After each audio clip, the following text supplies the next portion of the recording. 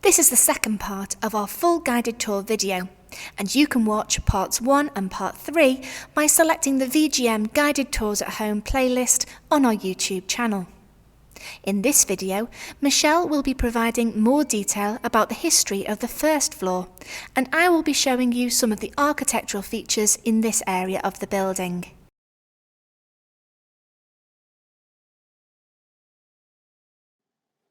Although the rooms for men and women were separate, the corridor and balcony were classed as common ground, and one account from the 1900s described how the architecture of the balcony was surprisingly convenient for private conversation, and led to a term known as balconizing.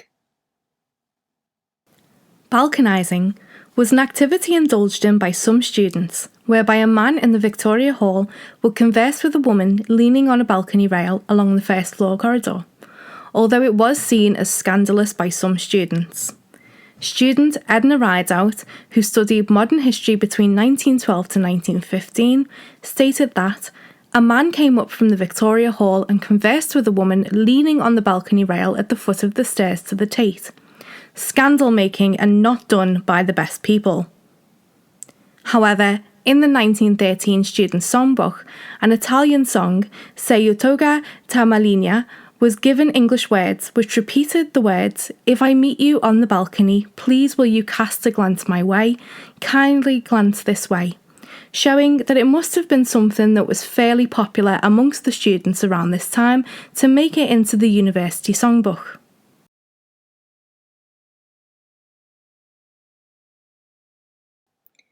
Gallery 1 was formerly the women's students' reading room, and it sits directly above the male students' reading room on the ground floor where reception is located today. When the building first opened in 1892, the autumn term welcomed 56 female students as opposed to 167 male students, but the rooms for both sexes were of equal size. An article published in 1897 described the modern character of the University College building, stating that women students at Liverpool enjoy more than anywhere else a position of complete and equal recognition with the men, which is more the happy because it has never had to be fought or struggled for, but has existed from the first. The ladies who frequented this area in the 1890s reported that during the winter the reading room was cold and dreary, but during the summer months it became bright and animated and was a favourite spot for the female students.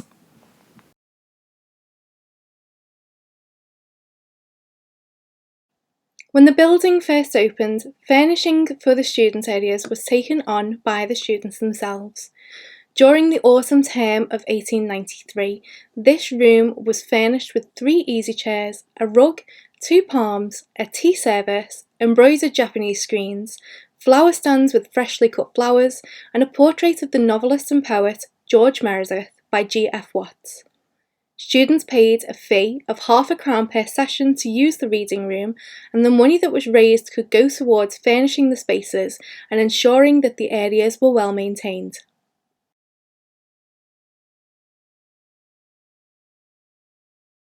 The columns in Gallery 1 have been inspired by the Art Nouveau movement, which was at its height between 1890 and 1905. The characteristics of this style include the use of sinuous curved lines, together with asymmetrical arrangements of forms and patterns. Alternating curved shell designs have been chosen, and on one of the columns you can see a missing tile, and just how thick each of the tiles is. As we move into Gallery 2 next door, which was the female students' common room, the walnut fireplace design in Gallery 2 is also typical of the Art Nouveau movement, displaying natural forms and the flowing curves of vines and leaves that represent the tree of life and the tree of knowledge. It was designed by student Eleanor Gordon and carved by Mrs. Florence McCunn, who was the wife of the Professor of Philosophy, and Miss Helen Carow, sister of the architect William Carow. Principal Rendell was a kinsman of William Carrow's wife, and had admired a carving of a peacock that Mrs. McCunn had carved in her mantelpiece at home, and Eleanor Gordon later married William Carrow's elder brother. The Latin inscription is based upon text from St. Paul's epistle to the Philippians in chapter 4 verse 8 and reads, "Whatever is true, pure and lovely." You can also see some of the original stained glass windows in this space. Pale pinks and greens have been used in these windows and would have been similar to the windows on the quadrangle side of the building that were damaged by the bomb blast in 1941. If we look upwards towards the ceiling, you may notice that in galleries 1 and 2, the ceiling is sloped, and this is because directly above is the semicircular lecture theatre. We'll now head down towards galleries 3 to 8 at the opposite end of the building. You may notice as we move through from the balcony area and into the corridor space that the tiles change from the elaborate designs to plain designs of cream, brown and white. This area of the building was primarily used for teaching and for offices and did not need to be as highly decorated. The tiles look very similar to the old Royal Hospital, which Waterhouse also designed, and these tiles could easily be cleaned and maintained in a working space.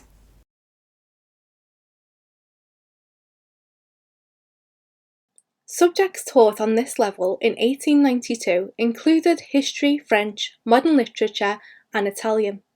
Today, the design of the Gallery 3 has changed since 1892, as 2 rooms have now been merged together. Part of the space was formerly a professor's office and the other half was the lecture room for Greek studies. All of the furnishings and fittings for these spaces were also designed by Waterhouse, and you can see one of the original chairs in this room. Gallery 4 was formerly the office for Professor J. MacDonald Mackay, who taught history, and Gallery 5 was the history teaching room. Most of the rooms included a lecturer's platform about 15 inches high, and the rooms were furnished with Gothic desks designed by the building's architect, Alfred Waterhouse. Ramsay Muir was a student of Mackay in the 1890s and described his lecturer, Professor Mackay, as boring and incoherent, but every now and then he would put on his prophet's mantle, and in these moods he was very impressive. Gazing through a window at the horizon, while his strong left hand made mystical gestures, he suggested unutterable things. We could not recall or reproduce what he said. I doubt if he ever coined a memorable phrase, but we felt we had been somehow lifted out of the workaday world and made to feel the majesty of history. In one tutorial in 1890, Mackay sat on his hearthrug in his private room, idly poking the fire, and told us he was going to discuss the constitution of Lycurgus. That was the last we heard of Lycurgus, except that his name meant light-bringer. Then followed an ambling discourse upon light, which passed into a rhapsody upon the limitations of human life, and finished with a quotation of "We are such stuff as dreams are made on," just as the bell rang. Some students were mightily impressed by this sort of meandering rhapsody. I, for one, thought it rather wonderful. But it was not history. Interestingly, this room was used for many years as an exhibition showing the VG&M's collections that represent different ways that light can be painted, which fits in nicely with this story about Lycurgus the Lightbringer. We can also get a feel for the history lecture room and the professor from an account by Walter Raleigh. I once heard a description of a passage in one of his lectures on early Roman history. His sentences were punctuated by long pauses for thought. He walked up and down the wooden dais. He gazed out of the window. What did the Etruscans think? You don't know what the Etruscans thought. Nobody knows what the Etruscans thought.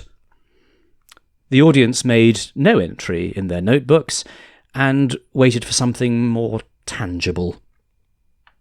During the 1960s, Gallery 5 was the Vice-Chancellor's office, as it was the closest room to the Senate room, which was situated further along the corridor.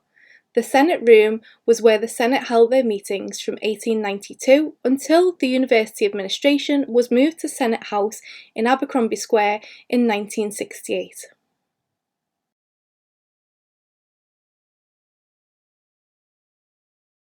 The Senate room has an oak-panelled ceiling, which was paid for by Henry Tate, and his initials are inscribed on the corbels in this room. The room was furnished with 2 tables, chairs, a settee, an elaborate fireplace and a central bookcase. A reading room was connected by an archway and had 3 small tables. Today, only the bookcase, panelled walls and ceiling are still intact, as the fireplace and reading room have since been converted. On the opposite side of the gallery corridor is another room which is now out of bounds to the public, but which would have been used as the philosophy teaching room. Gallery 6 was used as the lecture room for Italian, Gallery 7 for the modern literature space, and Gallery 8 was for French. Today, as we pass through these spaces, we can see lots of different exhibitions, and you can find out more about what is currently on display on our website by looking at our 360 videos and reading all our exhibition panels and labels online. In our next video, we will move up the stairs to the 2nd floor to visit the Leggett Lecture Theatre and the Tate Hall Museum to find out all about the history and architecture of these spaces.